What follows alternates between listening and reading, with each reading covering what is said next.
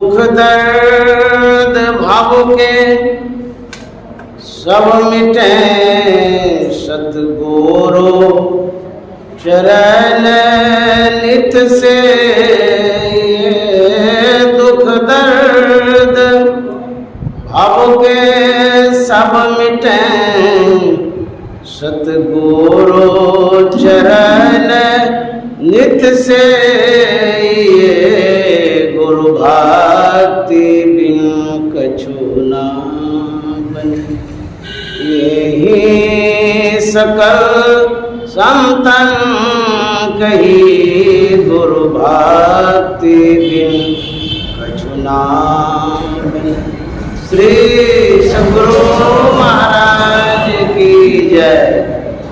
प्रातः स्मरणीय अनंत श्री विभूषित परमाराध्य सद्गुरु महाराज गुरुदेव महर्षि संत सेवी परमानंद जी महाराज कटिहार आश्रम में उपस्थित विशेष सत्संग प्रेमी महान भाव माता एवं बहनों, अभी हम लोग श्रीमान निर्मल डालमिया बाबू द्वारा सत्संग सुधा सागर से बड़े अच्छे ढंग से पाठ सुने।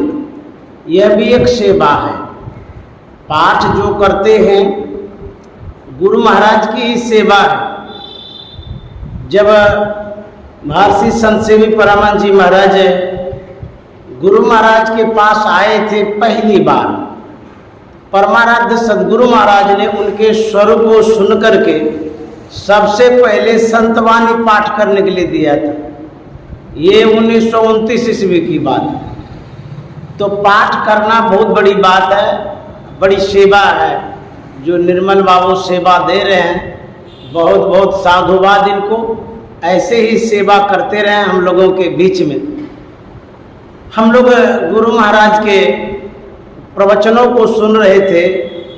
सुनने में क्या है, सुनने का मतलब होता है खाली, जहाँ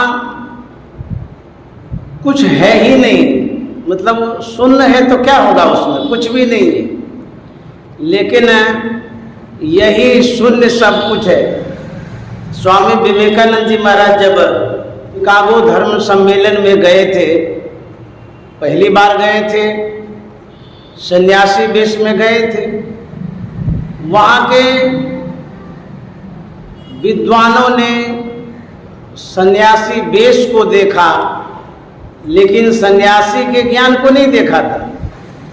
वो लोग बाह्य वेश से भी आंका करते हैं, पहचाना करते हैं, जाना करते हैं, लेकिन उनके अंतर में क्या स्थित है ये पता सबको नहीं होता। तो जब संचालक महोदय को कहा गया कि आप इन सन्यासी को, विवेकानंद जी महाराज को भी समय दीजिए बोलने का इस धर्म सभा में, उन लोगों ने देखा ये भारत के साधु सन्यासी हैं, क्या पढ़े लिखे हैं पता नहीं, यहाँ तो अंग्रेजी में भाषण देना होगा। समय देकर के कहीं समय का दुरुपयोग तो नहीं होगा, नहीं बोल पाएंगे तो संचालक की तोहिनी हो जाएगी, बेइज्जती हो जाएगी। वह किंकर्तव्य विमूढ़ हो गया कि क्या करें नहीं करें। लेकिन स्वामी विवेकानंद जी महाराज के साथ एक वहाँ की ही सदस्या थी, उन्होंने ही जाना था उनको, तो वही पैरवी कर दी कि नहीं नहीं इनको भी दीजिए, ये भी बोलेंगे। आखिर समय दिया गया तो स्वामी जी ने पूछा था कि मैं किस सब्जेक्ट पर बोलूं, किस विषय पर बोलूं। विषय क्या है बोलने का, जैसे संत मत में विषय होता है, अभी आप सुने ना शून्य ध्यान वाला विषय। स्वामी विवेकानंद ने जब पूछा तो संचालक के मन में हो इसको क्या विषय देंगे, विषय का प्रतिपादन कर पाएंगे कि नहीं कर पाएंगे। यहाँ तो धर्म सभा है, धर्म पर एक एक प्रवक्ता बोलते हैं। दोबारा स्वामी जी ने कहा कि मुझे विषय बता दिया जाए कि किस पर मैं बोलूं।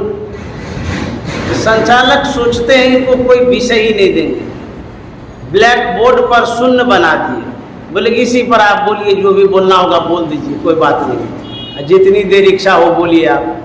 तो शून्य तो कोई विषय नहीं था उनके लिए, लेकिन संत मत में शून्य ही सबसे बड़ा विषय है।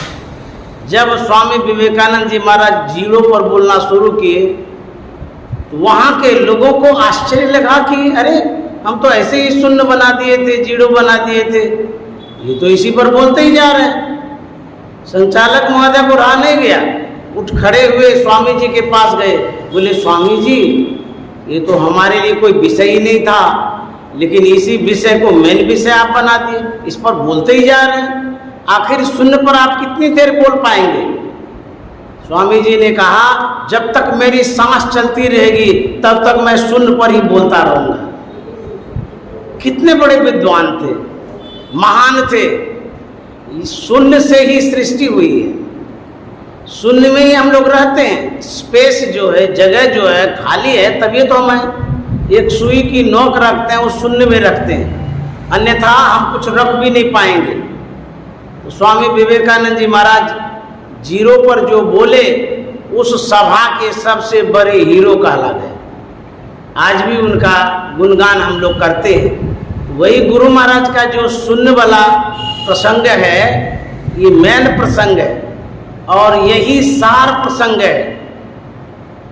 ईश्वर भक्ति का प्रचार प्रसार संतमत करता है। संतमत सुख और शांति के विषय में बतलाता है। जब तक ईश्वर की भक्ति नहीं करेंगे सुख और शांति नहीं मिलेगी। तो गुरु महाराज ने भक्ति का दो मार्ग बतलाया, दो रास्ता, एक पड़ा भक्ति, एक अपड़ा भक्ति, एक सगुण भक्ति, एक निर्गुण भक्ति, एक स्थूल भक्ति, एक सूक्ष्म भक्ति। जो पड़ा भक्ति है वो सगुण भक्ति है, जो अपड़ा भक्ति है, जो अपड़ा भक्ति है वो सगुण भक्ति है, जो पड़ा भक्ति है वो निर्गुण भक्ति है। इस तरह से गुरु महाराज ने कहा जब हम ध्यान करते हैं तो पहले सगुण भक्ति से प्रारंभ करते हैं। उस सगुण भक्ति में भी जब साधक अंधकार में रहता है शब्द सुनाई पड़ता है, इसको स्थूल शब्द कहते हैं। और जब बिंदु ध्यान करते हैं वहाँ जो शब्द सुनाई देता है वो सूक्ष्म शब्द है। यह जो क्रिया है हम लोग जो करते हैं मानस जप, मानस ध्यान, दृष्टियों की क्रिया के द्वारा, उसके बाद अनुसंधान करते हैं। तो गुरु महाराज ने जो दृष्टि बतलाया अभी, अमा दृष्टि, प्रतिपदा दृष्टि, पूर्णिमा दृष्टि, देखने का जो साधन है उसको दृष्टि कहते हैं। जैसे हम देखते हैं आँख खोल करके, खुली हुई आँखों से देखना ये पूर्णिमा दृष्टि है, क्योंकि जब पूर्णिमा होता है तो पूर्ण चंद्रोदय होता है। उसी तरह से जब खुले नेत्रों से आप देखते हैं ये पूर्णिमा है। और दूसरा है आमा दृष्टि। आमा माने जो पूरी आँख बंद हो, जो हम लोग मानस ध्यान करते हैं आमा दृष्टि से करते हैं मानस ध्यान।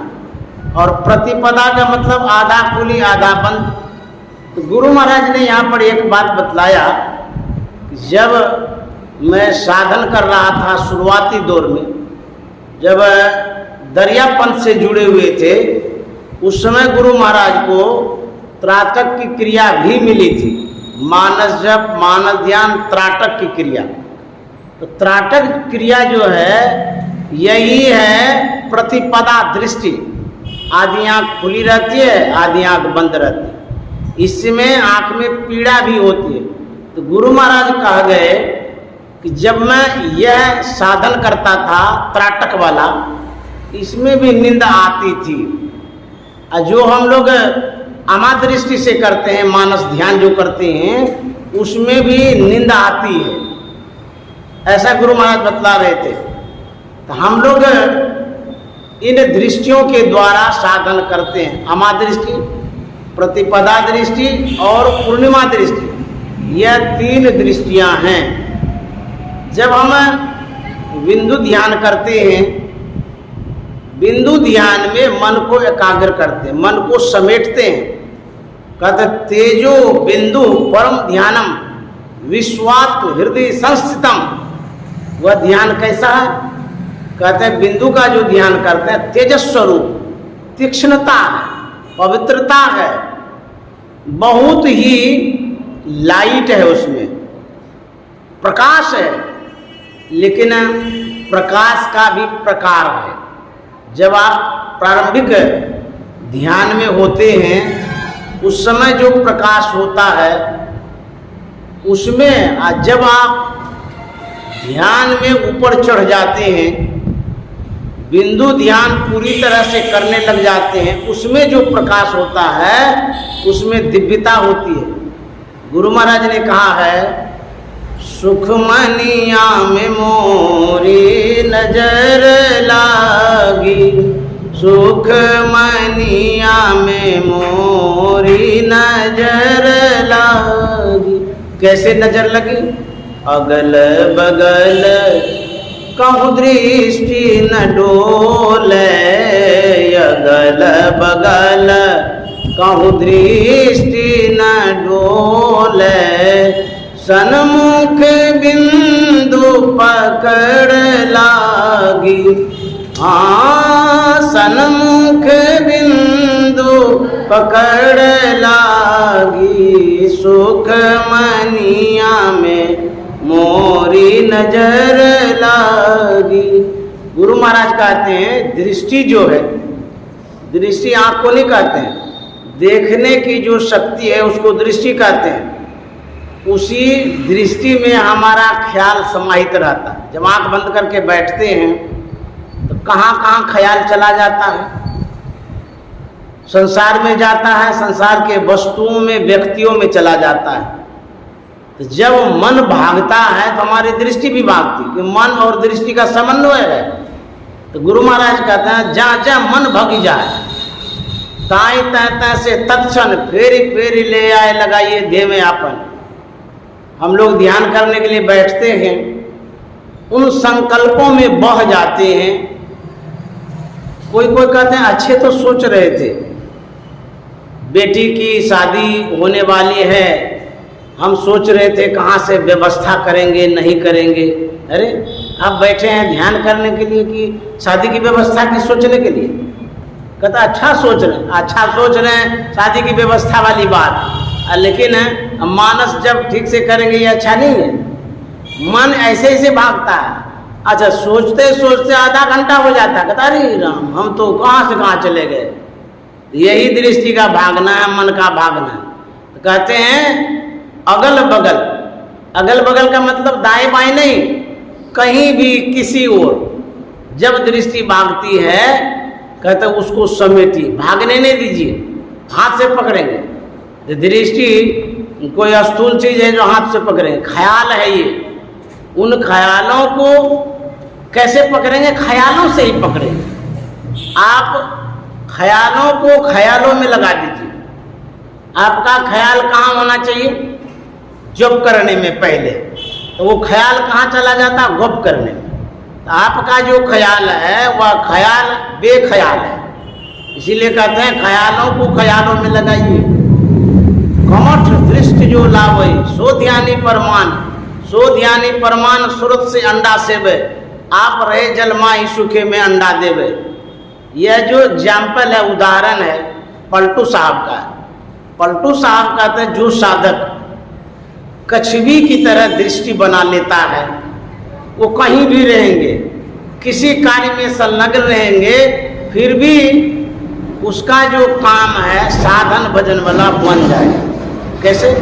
कछवी अंडा देती है स्थल में, लेकिन वो रहती है जल में। तो अंडा देने वाला प्राणी वो अंडा पर बैठ करके ही सेवन करता रहता है, लेकिन एक कछवी ही है, ओनली वन प्राणी अंडा तो देती है लेकिन अंडा पर बैठ करके सेती नहीं है। तो कैसे सेती है? कहता है ख्यालों से। आप रहे जल माई, वो जल में रहती है लेकिन उनका ख्याल लगा रहता है अंडे पर, और यदि ख्याल हट गया तो अंडा सड़ गया। अब बुझिए ख्याल में कितनी शक्ति है। हमारा आपका जो ख्याल है इसमें शक्ति है, लेकिन इसका उपयोग हम विशेष कार्यों में नहीं करते, साधारण से कार्यों में कर लेते। बेटा पर ख्याल, बेटी पर ख्याल, धन कमाने पर ख्याल, संसार में ही ख्याल लगा के रखते हैं। यदि साधना में ख्याल लगा के रखेंगे तब साधना में चढ़ाई हो जाएगी, ऊर्ध्वगमन होगा।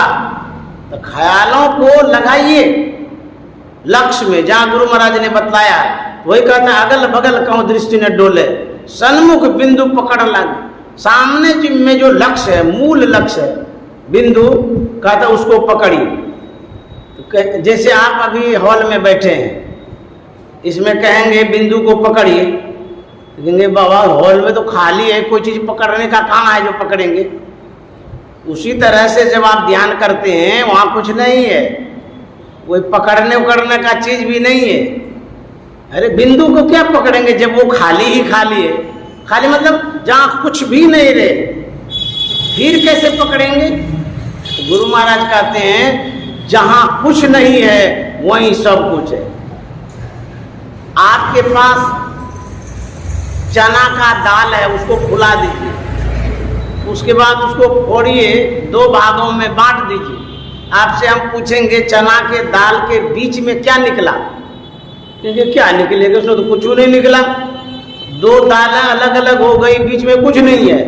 तो जहाँ आप कहते हैं कुछ नहीं है वहीं पर अंकुरन होता है। दाल के किसी भाग में अंकुरन नहीं होता है, बीच में मध्य में ही अंकुरन होता है। उसी तरह से जो शून्य है वहाँ कुछ नहीं है, वहीं पर सब कुछ है। बड़ा विचित्र बात है, कैसी कैसी बात सिखाते हैं कि जहाँ कुछ नहीं है वहीं सब कुछ है। यही तो शून्य है। इसमें हम लोगों को पकड़ना क्या है, जो गुरु महाराज ने कहा ध्यान करने के लिए यदि आप दृष्टि को टिकाएंगे, दृष्टि जब टिकेगी तो दृष्टि में सूक्ष्मता आएगी और शून्य में दृष्टि प्रवेश करेगी। तो शून्य में प्रवेश करेगी तो फिर क्या पकड़ेंगे, क्या कुछ नहीं पकड़ेंगे, वहाँ कुछ है ही नहीं तो पकड़ेंगे क्या। तब कहते हैं उसी में चलना है। सुन्नी सुन्न सुन्न के पारा, अगुन सगुन नहीं दोई, दादू जाने न कोई, कोई नहीं जानता इस बात को। मिलेगा क्या, कुछ नहीं मिलेगा। और जो प्राप्तव्य वस्तु है वो भी बाकी नहीं रहेगा। ले दोनों बात कह देते हैं। ईश्वर परमात्मा शून्य शून्य शून्य के पारा है, जहाँ शून्य भी नहीं है फिर वहाँ क्या मिलेगा, खाली भी स्थान नहीं है वहाँ पर। इसलिए गुरु महाराज ने कहा कि ध्यान करिए, ध्यान करने से आपको अनुभव होगा। जो गुम गई मीठे फल को रस, अंतर्गत ही भाव है। उस विषय में हम क्या कह सकते हैं, गूंगा को फल खिला दीजिए, उसको पूछिए कैसा लगा, करेगा खाली, लेकिन लगा तो अच्छा मीठा लगा, लेकिन बोल नहीं सकता। उसी तरह से ये गूंगा वाली बात है। क्या हम कहेंगे क्या मिलेगा नहीं मिलेगा, एक तो हमको पता भी नहीं है, दूसरा जो कुछ भी पता करेंगे वहाँ कुछ पता भी नहीं लगेगा, बस अनुभव होगा। अनुभव के लिए ध्यान करिए, और ध्यान में जो भी सुकून शांति सुख मिलेगी यही साधना का परम फल है। श्री सद्गुरु महाराज की जय।